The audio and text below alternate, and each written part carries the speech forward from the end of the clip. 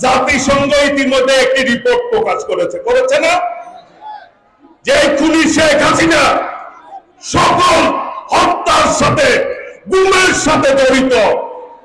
কাজে আমাদের দাবি আজকের এই সমাবেশ থেকে জাতীয় পাঠ্য বইয়ে এই রিপোর্ট প্রকাশ করতে হবে এবং এর বিরুদ্ধে ব্যবস্থা গ্রহণ করতে হবে।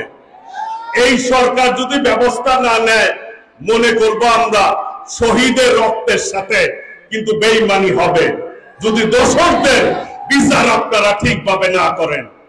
বিএনপি আসলে এই দোষরদের তালিকা প্রকাশ করা হবে, জাতিসংঘের রিপোর্ট সেটি বাস্তব আমাদের পাঠ্য বইয়ে অন্তর্ভুক্ত করা হবে ইনশাআল্লাহ। প্রিয় ভাইরা, সর্বশেষ বলতে চাই, যে যেভাবেই ব্যাখ্যা করেন আমাদের ভারপ্রাপ্ত চেয়ারম্যান দেশ নায়ক তারেক রহমান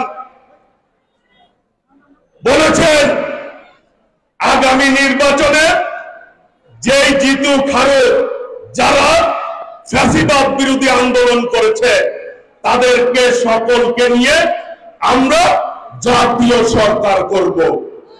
কাজেই জাতিকে ঐক্যবদ্ধ করার লক্ষ্যে আমি মনে করি দেশ নায়ক তারেক রহমানের নেতৃত্বের বিকল্প বাংলাদেশে নাই, এই মুহূর্তে আছে।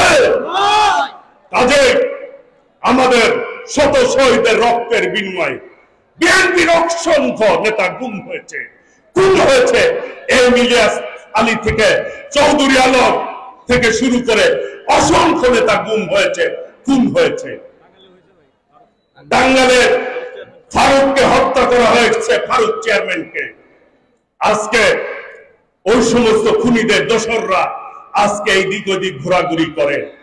আমি বলতে চাই, আমরা প্রত্যেক নেতা কর্মী পরস্পরে ঐক্যবদ্ধ থাকবো। আমরা কোন ফ্যাসিবাদের দোসরকে আমরা কেউ আশ্রয় প্রশ্রয় দিব না। এই ব্যাপারে কি কেউ সবাই ঐক্যবদ্ধ আছেন?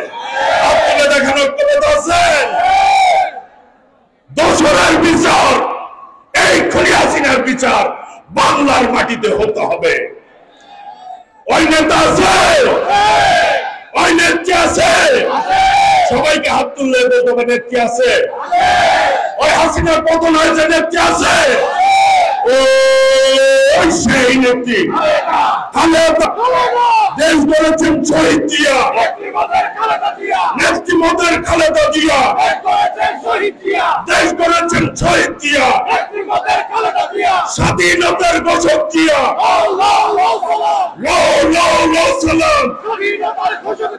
বাংলাদেশের অপর নাম, গণতন্ত্রের অপর নাম। ওই নেতা আছে, এই ফেসিবাদ পালিয়ে গেছে নেতা আছে, সবাইকে হাতে তালি দিয়ে বলতে হবে নেতা আছে। ওই সেই নেতা তারেক রহমান,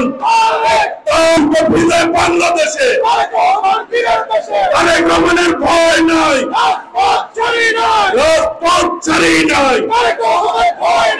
আমরা সবাই জিয়ার সেনা। আগামী দিনে আমরা সকল ষড়যন্ত্র, সকল অনাচার, সকল অনিয়ম দেশ নায়ক তারেক রহমানের নেতৃত্বে আমরা রুখে দিব বিএনপি। আগামীর বাংলাদেশ হবে গণতন্ত্রের বাংলাদেশ। আর যাতে করে কেউ কোনোদিন কোনোভাবেই এই ফ্যাসিবাদের মানসিকতা ধারণ না করতে পারে, সেই ব্যাপারে সকলকেই সজাগ থেকে এই রাজপথে থাকার আহ্বান জানিয়ে আমি আমার বক্তব্য শেষ করছি। খোদা হাফেজ।